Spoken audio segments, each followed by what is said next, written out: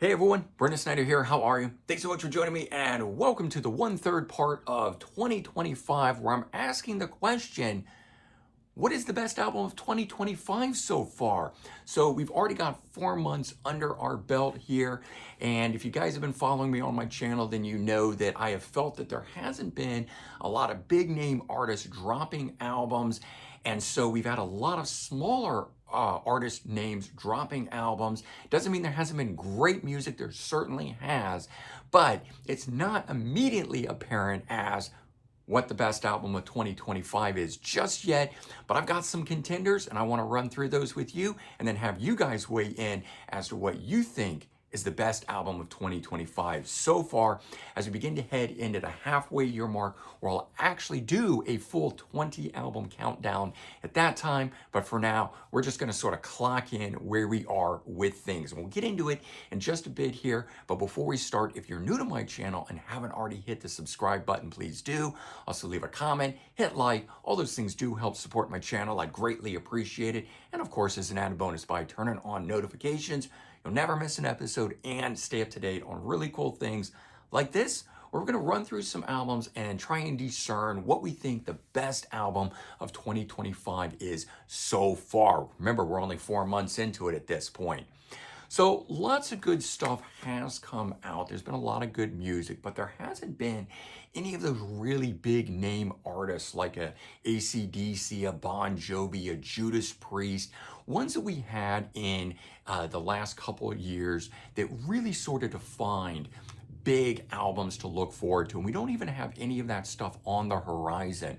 So I've really been looking back at some of the smaller artists, big in their own right, but smaller on the general overall world scale of things. And one of the first albums that dropped this year was Helicopters in Overdrive on January 31st. So this one here got the ball rolling. This is a Swedish hard rock group. It's their ninth studio album. It is their follow-up to the reunion album that they did in 2022, Eyes of Oblivion.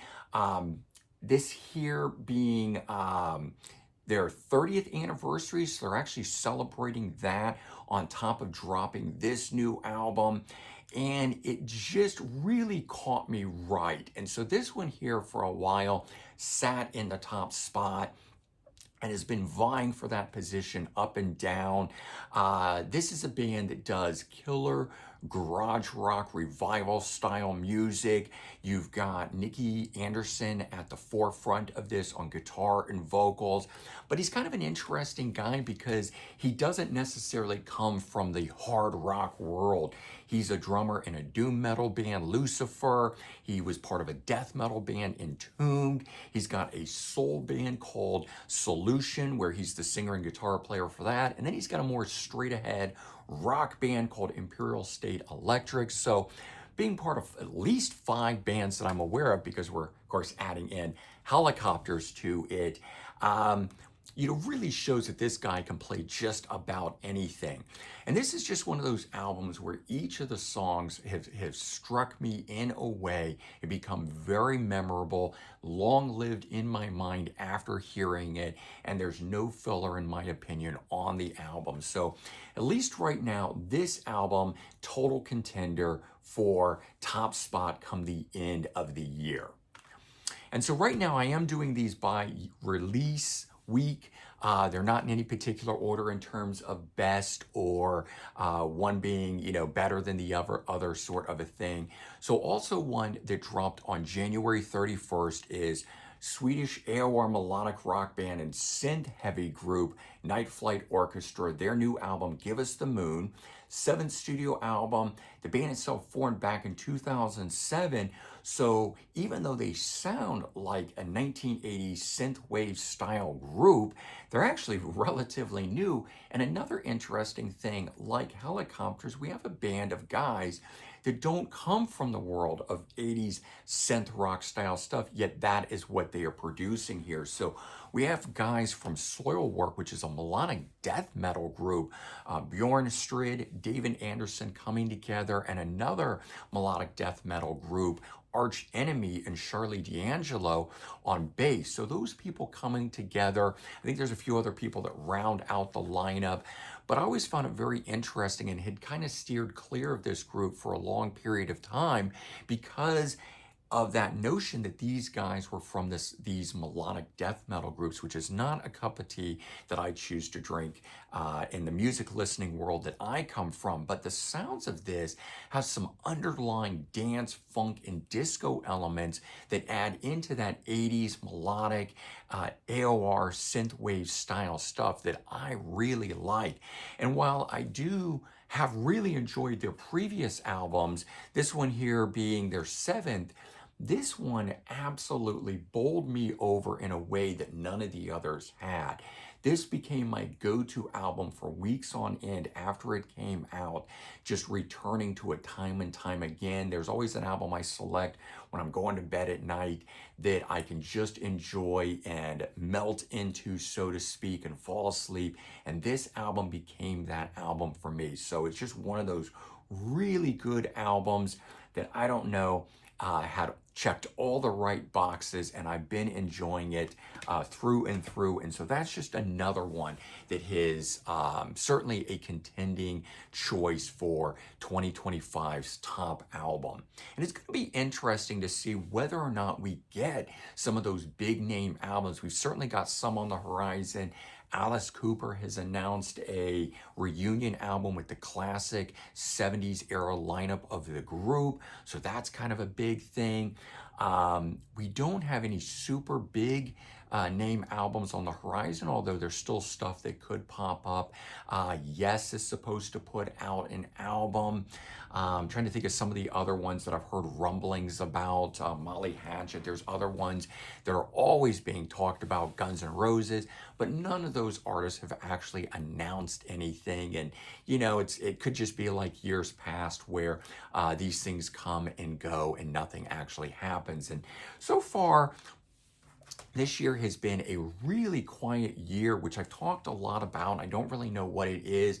Might just be the perfect storm. Might be all these guys that are working on albums that are due for next year. I know Anthrax is supposed to have an album out in September, but then they are supposed to have had an album out for the last 8 or 9 years. I don't know how long it's been.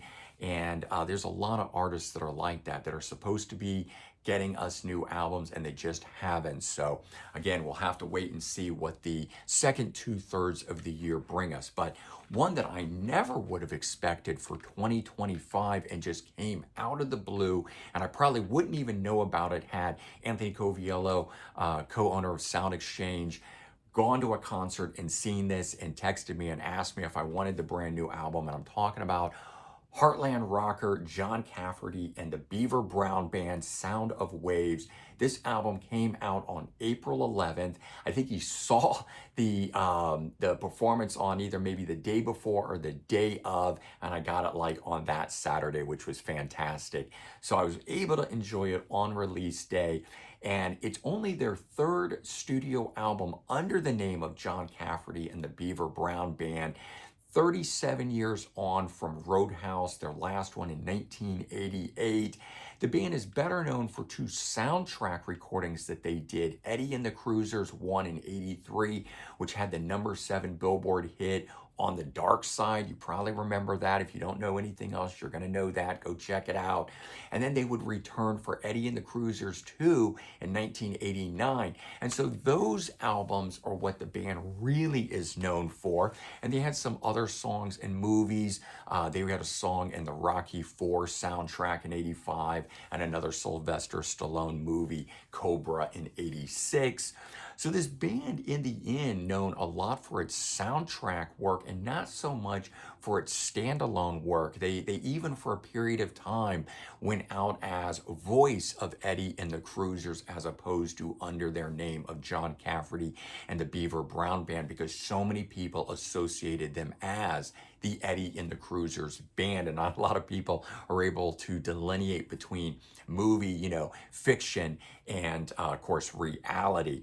But Their last album, or last recording, 1989 soundtrack to the second film, Eddie and the Cruisers, 36 years on from that, and we're getting this here. An opening track, Palisades, is just an absolute throwback to 1985. It is so good. This entire album makes me feel like I am right back listening to their album Tough All Over, or anything off of the debut soundtrack from Eddie and the Cruisers. It is just really great Heartland style rock. And unfortunately, the band got pigeonholed as being Bruce Springsteen and the E Street Band clones, which they're really not. It's really not a perfect way to describe them. But if you like that style of music, you're gonna love what John Cafferty and the Beaver Brown Band do.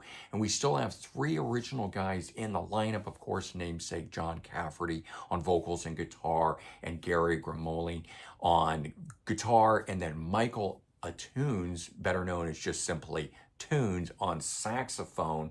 And so those guys still bringing that classic sound, and the rest of the guys that come in and round everything out are doing their darndest to, make everything feel like that classic 80s style sound.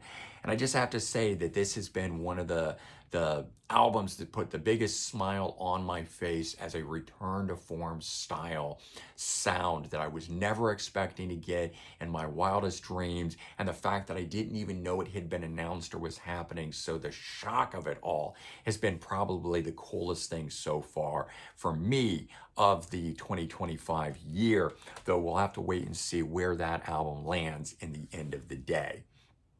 All right, next one here came out on April 25th, and it's the Macabre Rockers Ghost. And this is their sixth studio album. We've got 10 new songs on here from mastermind Tobias Forge. This one here, maybe more than any other album of theirs, has a very 80s style production feel. It's got that classic layered sound of the instrumentation that you would find on Def Leppard style albums like Hysteria and Pyromania. And even the song Misilia Amorai, or better known as Love Rockets, because that's what they sing over and over in the song, has a very classic Pour Some Sugar on Me style Def Leppard sing-along chant style song that it is. And there's a number of those kind of songs on here, but that one in particular. And I'm a child of the 80s. I'm a huge Def Leppard fan. Ghost, Tobias Forge is a big Def Leppard fan, so no surprise that that has appeared on here. He says he even wrote it a little tongue-in-cheek, style, but it just turned out so good that, of course, he kept it and put it on the album. And so Tobias Forge, his new incarnation on here, Papa Phi Perpetua, is the new anti-pope character for this album. They usually change him up for each album in some manner, and so we've got that happening here. But all in all, it really is mostly a solo venture of Tobias Forge, although he does have people on here co-writing and playing with him. And the lead guitar player on here is phenomenal. The guitar shred work on this is just absolutely outstanding and stellar. I don't know if this person had played on any of the previous albums or not, because usually they're just referred to as the Nameless Ghouls, but this guitar player on here has absolutely elevated this album and taken it beyond anything I could have anticipated. And I've been a fan of Ghost for the last couple albums, but this album here has taken it beyond anything I could have expected. So this one here, again, right from the get-go, first couple listens with this one, and it was already screaming out to be a top album for 2025. I've been enjoying it. It's a repeated listen, and that's what a lot of these albums are albums that have just had repeated listens, lots of go backs to these things that even after the newness has worn off on them, I've continued to think about the albums. And so this is where I know that an album is going to have a longer life and be worth something come the end of the year, and how it is that I begin to start tracking what it is that is going to make, the big splash, so to speak, the number one position come the end of the year.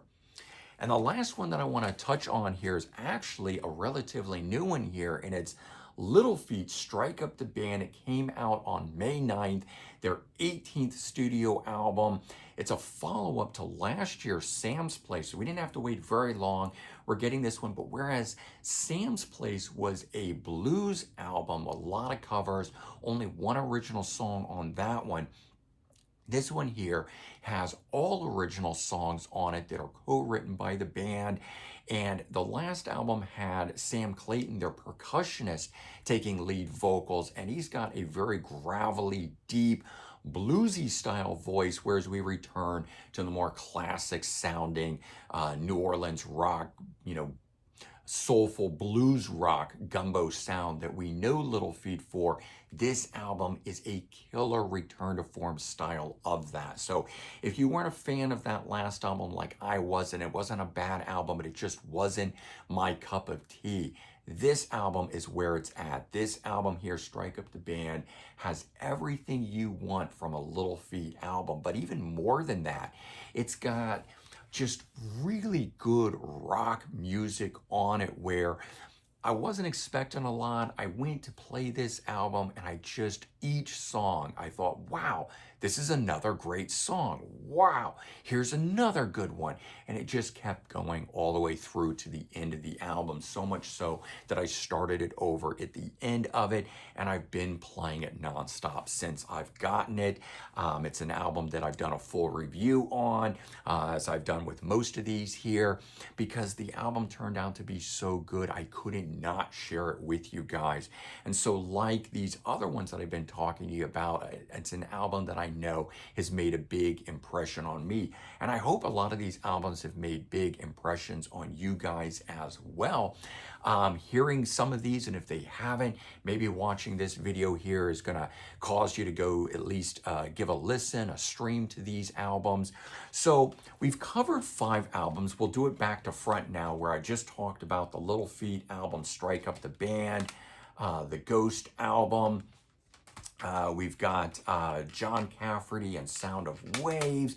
Can't believe that it had been so long between albums for that one. The Night Flight Orchestra, and of course, the Helicopters. So out of these 5 albums, all albums that could easily end up at the top spot.